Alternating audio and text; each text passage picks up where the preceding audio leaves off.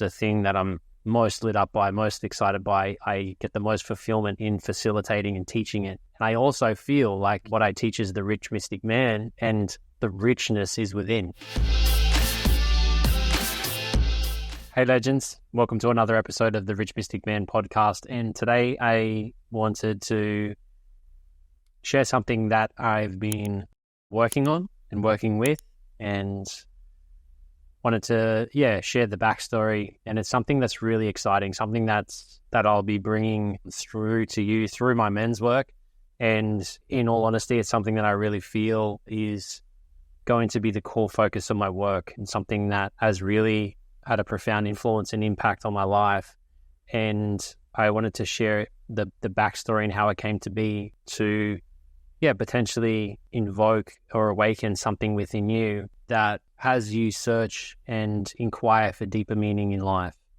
And what I've noticed with the Rich Mystic Man is that what I personally feel is that business, marketing, sales, these parts of my business, they're things that I do, right? And, I can find great joy in them, inspiration, creativity. The thing that has had the biggest impact and direct influence on my business is when I journey within my own internal, the word that comes to mind is scraping, which isn't a very sexy word, but internal flushing, cleansing, clearing, burning out of the old to make space for the new. So for me, when it comes to business, I'm like, I don't know, I just fucking do it. I just do the thing, right? I get inspired. So I'm not, yesterday, Christy and I, my wife and I, sat down with a guy that was looking for investors in his business and his project, and it sounded epic.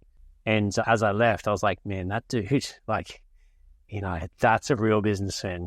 This guy, like the way he just talked about business and, what he knew and how he was raising capital and the backbone of his business. And I was like, to be honest, like I'm not as savvy as that guy. Like he takes business to another level. He was like a tech business. He had this epic app. It was like this global, or this big Australian based business that's been blowing up, is about to blow up. They got like warehouses all around Australia.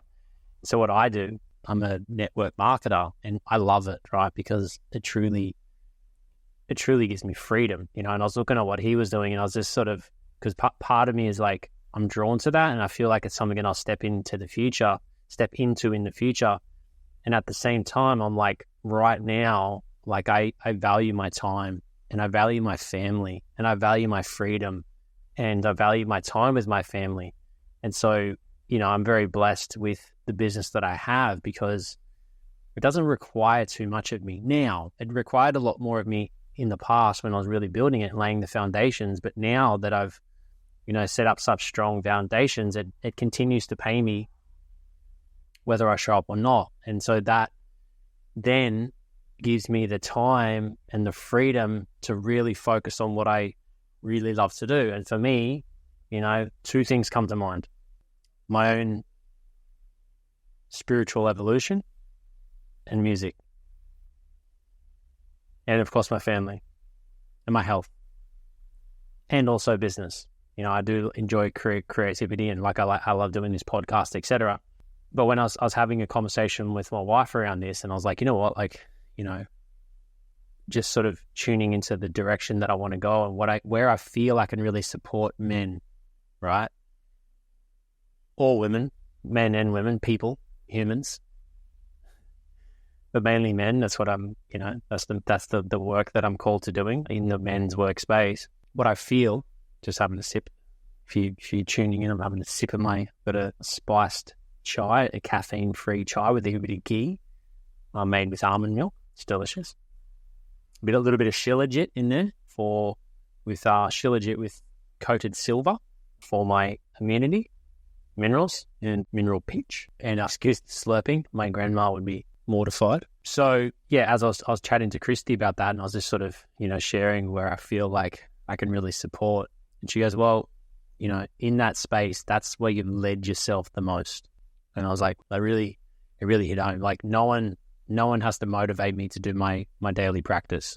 No one has to wake me up to, go and do my yoga or, do a meditation or inquire with do some self-inquiry, or, feel my emotions, or, do some sort of work, or commit to some sort of course or some sort of container that's going to help me in my own growth and evolution.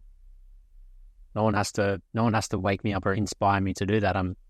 Or motivate me to do that. I'm intrinsically inspired to like really lead that for myself, right? And I feel it's my superpower. It's the thing that I'm most lit up by, most excited by. I get the most fulfillment in facilitating and teaching it. And I also feel like, what I teach is the rich mystic man, and the richness is within. The mystic element and part of you is within. The man is within. So it's not like they're separate. Once you're clear, right, authentic and honest with yourself, and operating from a space of like integrity and in taking aligned, inspired action, then essentially that's the key. If you can get that right, then, what you do in the world will be the right thing, and magic will happen, and money will come to you, and abundance will be, and you'll be happy, and you'll be fulfilled, and you'll find joy in your life, and you'll be grateful for your life, like truly grateful. Not false gratitude where you have to think of a billion things to feel gratitude. Is like you'll genuinely feel gratitude within for your life. And so that's what I feel is if I can empower men with that, to have that inner power and that inner thrust coming through them, driving them and being inspired from within, and acting and trusting and operating from this internal guidance system, you don't need a strategy, because your strategy comes through in the moment. The inspiration comes through in the moment. And sure, you can, work with strategies. I'm not saying don't use strategies. Like there's definitely a place for them, but they're secondary to that inner trust and knowing. Because someone can give me a strategy like, hey, this is a strategy to, blow up, make $1 million, or, blow up your Instagram following to a 1 million viewers or whatever. But I look at it and I'm like, well, like my body cringes and contracts. Then I'm like, no amount of money will make me do that. I'm not going to just do it for the sake of doing it because it might bring me some return. I need to be inspired, right? It needs to be something that, sure, they can bring me a strategy that could work. And at the same time, or on the other side of that, someone could give me this strategy and my body's like, fuck yeah, this is epic. Buckle up, baby. Let's go. This is going to be rad. Fuck yeah. And you're excited and you get in and get it. So strategy can come, mentorships can come, trainings can come, but it's filtering through your internal guidance system. So you'll take it and you'll take some and leave others. So when my wife was pregnant with my son, we went on this trip to Vancouver. We went to this event in Vancouver. And on the way over, I was going through movies, and I watched King Arthur, Legend of the Sword. I watched this movie, and it was so epic. On the way back, I watched the same movie again. Then I got back, and a friend of mine shared with me this website for this course that they had just done. There was a couple. They had just been to this event in this retreat in Egypt. And they said, hey, listen, they're doing this men's work. You should check it out. And I checked it out. I was reading through this landing page, and I was saying these are like, teachings and practices and a path that, a few different enlightened beings had walked. And one of them was King Arthur. And I was like, King Arthur, Legend of the Sword, he did this? I was like, I'm in. Right? And so I was like, I'm doing it. And so, and it also felt right. It wasn't just because I'd seen this movie and, this fictitious character based on someone in real life, or this fictitious movie based on, a real character in real life. Anyway, and so I was like, all right, let's do it. And so they had this 6-month container, and it was called the Male Gates. And the first call was lined up on a certain date. And from memory, I believe that date was the 23rd of November, 2017. That was the first call of this container, 6-month container. Right now, I couldn't make that call, and I had a very good reason, because my wife went into labor, and my son was born the next day. And so I was like, holy shit, this is some like deep men's work that I'm being called into right at day my son is born. So I felt extremely significant. And so I was a little bit behind. The baby threw me a little bit, to be honest. So it took me a little bit to recalibrate and get back on. But I was a little bit behind the 8 ball in this course, but I managed to get up and not very understanding of my situation.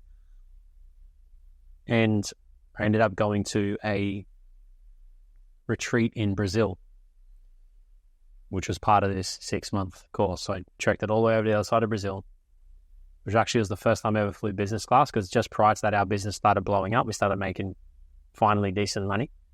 And so I invested first time ever in business class to go over there. And yeah, something really shifted. There was maybe 4 or 5 days and some really deep, profound practices. And it really called me to a deeper level of authenticity. And what I found is that I was filtering my life through what other people thought of me, what I felt people wanted to hear. And so like although I was creating content and writing things online, there was coming through this filter that was distorting my authentic expression. And what I discovered is, even though we were making all this money in our business, there was a deep inner unfulfillment. Because although, we'd created success online and some money, I didn't feel like I was really being authentic, to a certain point, because I had done some work on myself, and it wasn't like I was totally inauthentic in myself, but there was this filter and this weight and this energy that I was carrying, which was really weighing me down. And I really feel like going to this retreat cracked me open in a way that I can't put words to. And I'd say, people often ask me, what's the biggest thing that you've done for yourself, in terms of your growth? It was that, going to the retreat, something really awakened within. It was facilitated by people that were really, truly embodied and living their life authentic to them. And so being in the presence of them and around other men that were also, committed to the work, it created this beautiful space in this container to allow so many things to shift and so many things to fall away that weren't me. And I won't talk into it too much, but the essence of the work is each man and women, they have a different circuitry, but we have a sexual circuitry.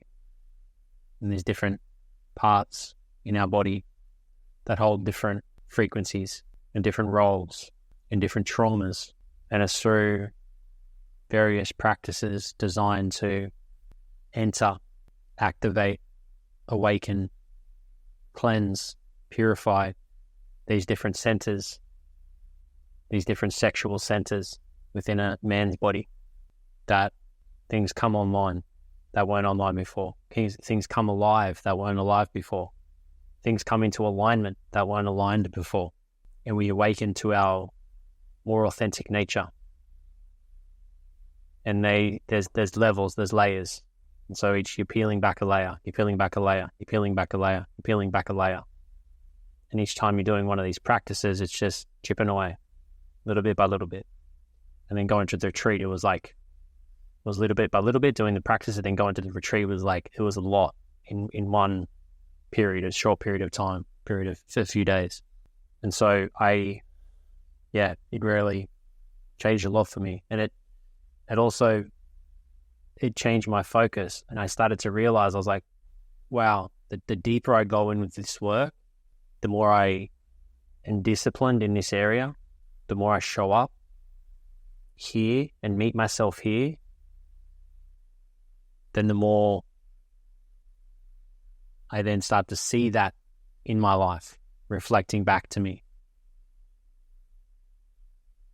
where I had shifted, where I had changed. It wasn't easy work. It was confronting and also very liberating. That's freedom. Being able to stand there as your authentic self and express yourself in the world in a way that's authentic to you. That's essentially all we want. And so I had some big shifts. So I stayed consistent with that. And then I signed up to do the course again. pretty much straight away again went in deeper, because my starting point was at a higher level of consciousness. And so when I was diving back in, it was from, I was down here, then I was up here, and then so I took it to another level. Had another retreat in Brazil, likely just as profound. And it took me, working with this group of people, took me to a retreat in India also. Went to a retreat in Austin at one stage as well. And then there was a period, maybe a couple of years, where there was no retreats. It was more like the COVID time and no one was traveling. And then I started working with one of these facilitators one-on-one.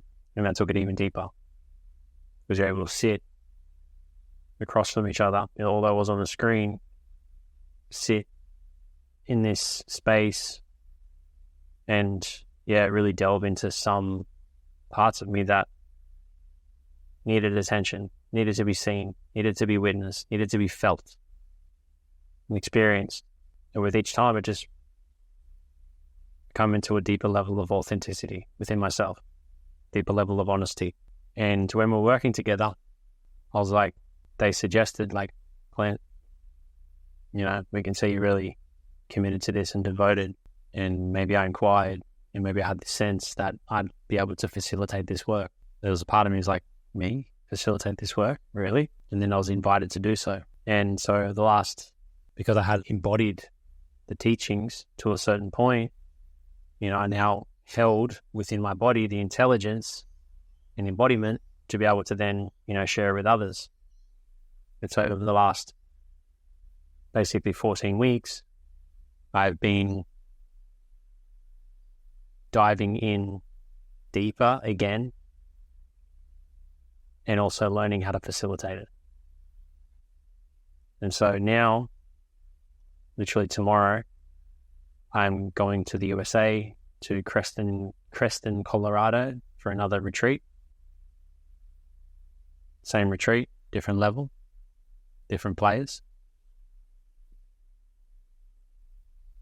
And so once I get back, then my intention is to bring this to my world and share this with others and empower other men and give them the tools to the kingdom. And I'm excited about that. I'm honored. I've actually started working with one gentleman one-on-one, and wow, what a great experience. And I feel a depth coming in my work. Because before, it's like I knew there was this other level that I'd been playing at, but the men's work and things that I was doing was like, well, I felt like I was, getting them ready in a sense, but there was also like, there's this more I know they can go, but it's like I can't teach you that because I don't know it. It's not my thing to teach. But now it is my thing to teach, and so I know this will take the men who are working with me and the experience, and also my embodiment in it, because when you're facilitating it, it calls you forward on a much deeper level. And so I know it'll take it. Things will get deeper, not in a more serious way, in a much lighter way. So, invitation, if you're curious, then hit me up on Instagram. Just send me a DM, Clint_X_Morgan at Instagram. www.instagram.com/Clint,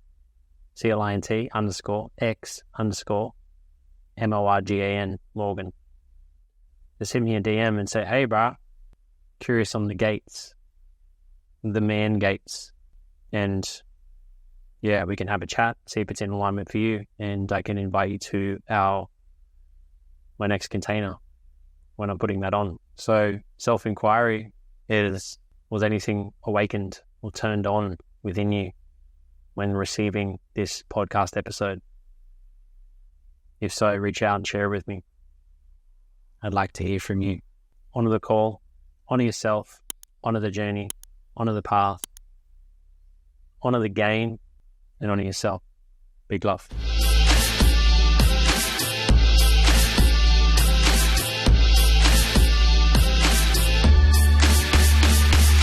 Sitting here watching the clock, I'm struggling, thinking of the bullshit that I've been juggling. Is there more to life than this? I'm thinking twice, got the price I'm paying in this 9 to 5 life. The sweatshop